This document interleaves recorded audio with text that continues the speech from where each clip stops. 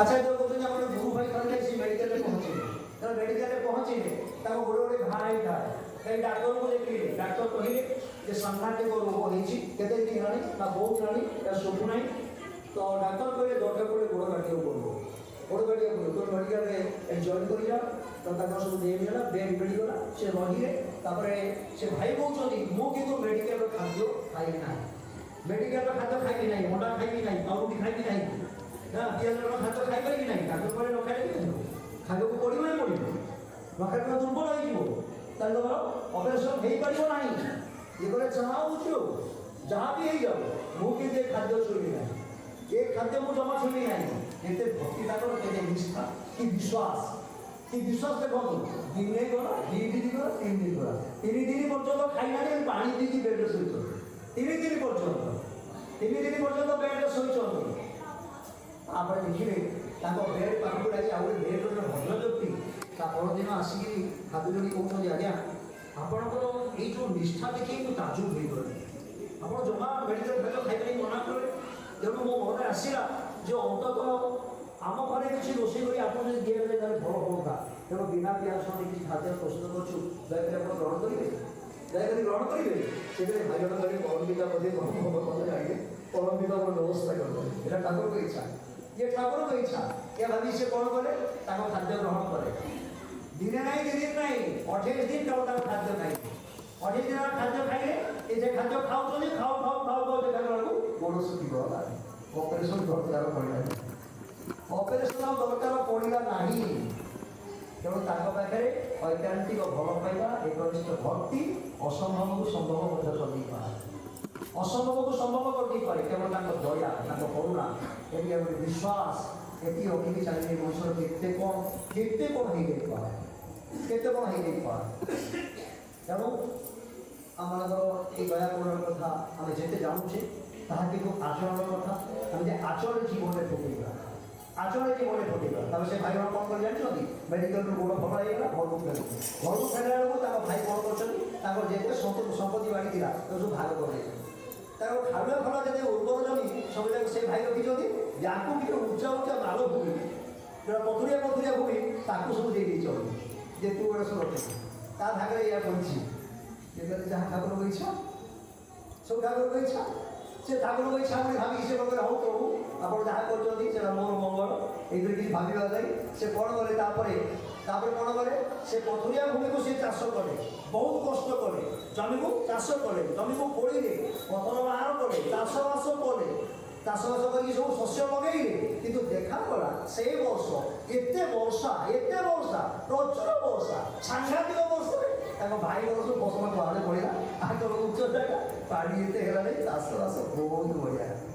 बहुत भल है। आगे पर्यटन से भल अच्छा सुखरे अच्छा शांति आनंद अच्छा आचार्य कहते आचार्य कथा कटक कथा कही। तेणु मूल कथा है जे मु मोर प्रियकरण को भल पाई, मु मोर ठाकुर को भल पाई,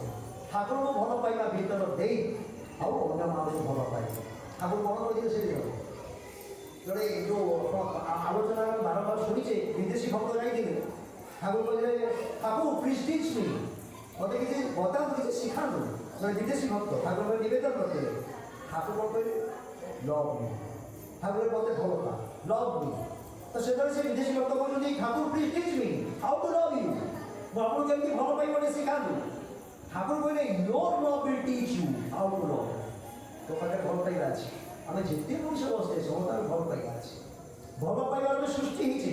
आम जनक जननी आम बापा माँ भल पाइबा परस्पर प्रति से सृष्टि होती भल पाइबा आम भर अंतर्निहित गुण होगी अच्छी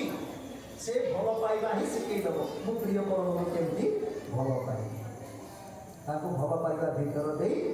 प्रकृत में आम समस्त भल पाइबा। बढ़िया कथा दादा कहते जे मोर सबको भल करी ठाकुर भल कर ठाकुर सब पछाड़ रखी एटा कि कथा मु प्रथम ठाकुर को भल पाइबी समस्त भल पाइबी मो भल पाइबार सार्थक हम कि ठाकुर को बात दे माइनस कर देगी मो जहाँ को भल पाए से स्वार्थ ही थाए, स्वार्थ ही थाए। स्वार्थ सरीगला कदली खाई चोपा फोड़ी फोड़ी देवा चा आम तो अवस्था होता ता आज समाज में ता ही जाए हाँ आज मन कर अधिवेशन काम अच्छी निश्चित भाव कहीदेवी काम कथा करते कामटा होगा अभिनेता रास्ता सी मो रास्ता महादेव महान दादा इमती सेमती ଆଉ ଏ କଥା ସେ କଥା ଗୋଟେ ବାରିରେ କାମ ଅଛି ଗୋଟେ କରିଦେଲେ ଟିକେ ହେବ ନା ହଁ କରିଦେବା ସରିଗଲା ପରେ ତାପରେ କିନ୍ତୁ ମହାଦେବ କେଉଁଦିନ ମୁଁ ଫୋନ୍ କରିକି ଥ୍ୟାଙ୍କ ୟୁ ମୋତେ ଟିକେ କତିରେ କରିକି ଯାଏ ତାଙ୍କ ରାସ୍ତାରେ ତାଙ୍କର ମୋ ରାସ୍ତାରେ ମୋ ତାହେଲେ ଏଇଥିରେ କ'ଣ ଭଲ ପାଇବା ସୃଷ୍ଟି ହୁଏ? এটা হচ্ছে স্বার্থ ভাল পাইবা কিন্তু যদি গোটে মଣିষ প্রিয়করণକୁ ଭଲ ପାଉଥାଏ ଠାକୁରଙ୍କୁ ଭଲ ପାଉଥାଏ ତାହେଲେ ତା ଭଲ ପାଇବାରେ କୌଣସି ଆଧୁନିକତା ନଥାଏ ମଇଳା ନଥାଏ ତାପରେ ସେ ସମସ୍ତଙ୍କୁ ଭଲ ପାଇବ ତା ଭଲ ପାଇବାର ସାର୍ଥକ ହେବ। ଆଉ ଆମର ଦାସ ଭାଇ ମୋତେ ପରିଚୟ ଦେଉଥିଲେ ଯେ ସେ ହେଉଛନ୍ତି ଆମର ସ୍ୱର୍ଗତ ନାରାୟଣ ଦାସଙ୍କ ଭାଇ ତାଙ୍କର ସମ୍ପର୍କୀୟ ଯିଏ ହର୍ଟିକଲଚରିଷ୍ଟ ଥିଲେ সেই নারায়ণচন্দ্র দাস এই নারায়ণচন্দ্র দাস নাঁটা শুরু শুরু মোর গোটে কথা মনে পড়ুছি গোটে সুন্দর ঘটনা ঘটিলা 1950 মସିହା 1920 1950 মସିହା কলিকতার ঘটনা জনে যুবক বয়স 26 ବର୍ଷ 26 ବର୍ଷର ଯୁବକ ତାଙ୍କ ନାମ ছিল ନାରାୟଣଚନ୍ଦ୍ର ଦାସ କଲିକତାର ନାରାୟଣଚନ୍ଦ୍ର ଦାସ ସେ କ'ଣ କଲେ ବିବାହ କଲେ 26 ବର୍ଷ ବୟସରେ ଯାହାକୁ ବିବାହ କଲେ ଯେଉଁ ବୋହୂମାଟି ଘରକୁ ଆସିଲେ ସିଏ କିନ୍ତୁ ଠାକୁରଙ୍କ ଚରଣାସ୍ଥିତ ଦୀକ୍ଷା ନେଇଛନ୍ତି ସିଏ ଦୀକ୍ଷା ନେଇଛନ୍ତି। କାଲି ମୁଁ ଗୋଟେ ସତ୍ସଙ୍ଗ ଯାଇଥିଲି ଆମ ଭଞ୍ଜନଗର ପାଖରେ 12-13 କିଲୋମିଟର ଦୂର ମୁଜାଗଡ଼ ବୋଲି ଗୋଟେ ଗାଁ ମୁଜାଗଡ଼ ତ ସେ ଗୋଟେ ସତ୍ସଙ୍ଗ ହେଉଥିଲା। ଆପଣମାନେ ଗଲା ବର୍ଷ ଟିଭି ଦେଖିଥିଲେ ଗୋଟେ ମର୍ମନ୍ତୁଦ ସଡ଼କ ଦୁର୍ଘଟଣା ଯେଉଁଥିରେ 12-13 ଜଣ ବିବାହ ଯାତ୍ରୀ ବାହାଘର ଯାତ୍ରୀ ଯାଇଥିଲେ ଆସିଲା ବେଳକୁ ଦୀର୍ଘକଣ୍ଡି ପାଖରେ ଗୋଟେ ସାଂଘାତିକ ଦୁର୍ଘଟଣା ହେଇଥିଲା ସେଥିରେ ବହୁତ ଲୋକ ମରିଯାଇଥିଲେ ଏ ମୁଜାଗଡ଼ର 5 ଜଣ ମରିଯାଇଥିଲେ 5 ଜଣ ତା ଭିତରେ ଗୋଟେ ବିରାଟ ଧନୀ ଘର ପରିବାର ତାଙ୍କ ଘର ଯିଏ ବୋହୂ ସେ ଶିବାନୀ ମା ସେ ବୋହୂ ଆଉ ତାଙ୍କର ଏଇ 1.5 ବର୍ଷ 2 ବର୍ଷର ପୁଅ ସିଏ ମଧ୍ୟ ତାର ଆକ୍ସିଡେଣ୍ଟରେ ହେଇଥିଲା। ତାଙ୍କ ପରିବାର ସମସ୍ତେ ଶିବାନନ୍ଦଙ୍କର ଦୀକ୍ଷିତ କିନ୍ତୁ ସେଇ ଯେଉଁ ବୋହୂ ମା ଶିବାନୀ ମା ତାଙ୍କ ସ୍ୱାମୀ ସେ କହିଲେ ଯେହେତୁ ମୋ ସ୍ତ୍ରୀ ଠାକୁର ଅନୁଭୂଜନର ଦୀକ୍ଷିତ ତେଣୁ ଆମ ଘରେ ତାର ବର୍ଷିକା ଦିନ ଶସ୍ତ୍ର ଦେଇକରି ଭଲ ହୁଅନ୍ତା। ସେ ସ୍ଥାନୀୟ ଗୁରୁ ଭାଇମାନଙ୍କୁ ସେ କହିଲେ ଆମେ ଗୋଟେ ଶସ୍ତ୍ର କରିବାକୁ ଚାହୁଁଛୁ ଆପଣମାନେ କରିପାରିବେ ତ ସେ ଭାଇ ଆମକୁ ଗୋଟେ ଯୋଗାଯୋଗ କଲେ ଆମେ ସମସ୍ତେ ଗଲୁ ତାଙ୍କ ଘରେ ସତ୍ସଙ୍ଗ ହେଲା ମୁଁ କହିଲି ଯାଉ ଏ ବୋହୂମାଟି ଆଜି ମାନେ ଶରୀରରେ ନାହାନ୍ତି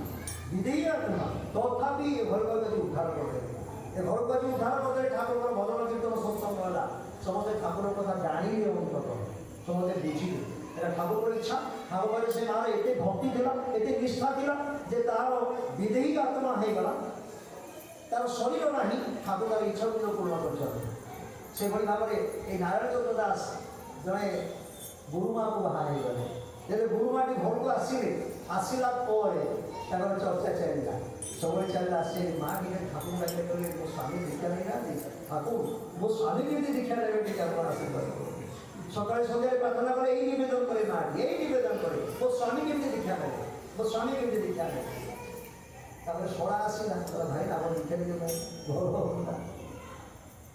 শাশু আসিলে শ্বশুর আসিলে বলে পুଅ ଠାକୁରଙ୍କୁ ତ ଦୀକ୍ଷା ନେଉନାହାନ୍ତି ଦୀକ୍ଷା ନେଲେ ଭଲ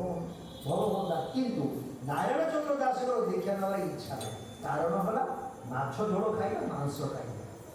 ଏ ଦୀକ୍ଷା ନେଲେ ଆମିଷ ଛାଡ଼ିବାକୁ ପଡ଼ିବ କିଏ ଦୀକ୍ଷା ନେବ ମୁଁ ଏ ଦୀକ୍ଷା ଦୀକ୍ଷା ଦେଇଦେବି ଆପଣ ଦେଖିବେ ବହୁତ ଲୋକ କଣ୍ଡିସନ କରନ୍ତି ଦେଖ ମାଛ ମୋତେ ଛାଡ଼ିବାକୁ ପଡ଼ିବ ମୁଁ ଦୀକ୍ଷା ଦେଇପାରିବି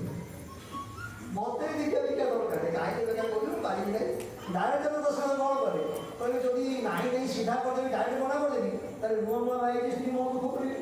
କହିଲେ ହଁ ଦେଖିବା ଚେଷ୍ଟା କରିବା ସେଟାକୁ କରିବା ପାଇଁ ବ୍ୟସ୍ତ ହେଉଛ ଶାଶୁ ଶ୍ୱଶୁର କହିବେ ଶଳା କହିବେ ନା ହଉ ଦେଖିଲା ଏମିତି କହିକି ଟାଳି ଦିଅନ୍ତି କିନ୍ତୁ ଦୀକ୍ଷା ନିଅନ୍ତି କାରଣ ହେଉଛି ମାଛ ମାଂସ